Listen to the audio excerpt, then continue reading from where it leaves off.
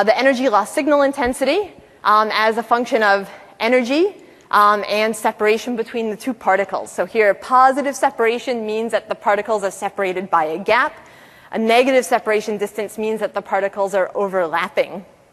And what's predicted by this model is that the bonding dipolar plasmon would exhibit a very strong redshift as the plasmons are brought closer together. And then once they're touching, you'd see that charge transfer mode that I showed you on the last slide. And then as they're brought together even more, or as they overlap even more, this charge transfer plasmon exhibits a relative blue shift.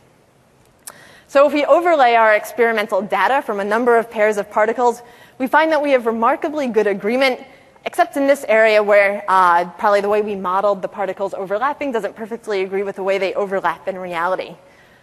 But if you zoom in to this region where the distance between particles is less than 0.7 nanometers, a classical model, whether it's this local model or if you view it through the lens of hybridization, predicts an asymptotic redshift of this bonding dipolar plasmon. And we didn't really see any peaks in this regime. Instead, here's our experimental data. So we have a STEM image. We continuously acquire spectra as the particles move closer together. We take another STEM image. Again, the particles start merging and move closer together as we collect spectra. Another STEM image, and then we continuously collect spectra. So for separations less than about 0.7 nanometers, this bonding dipolar plasmon does not increase in intensity, and it doesn't exhibit this very strong redshift.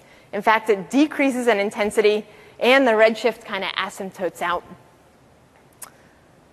So since the experiments don't exactly match classical theory, how can we explain what's happening?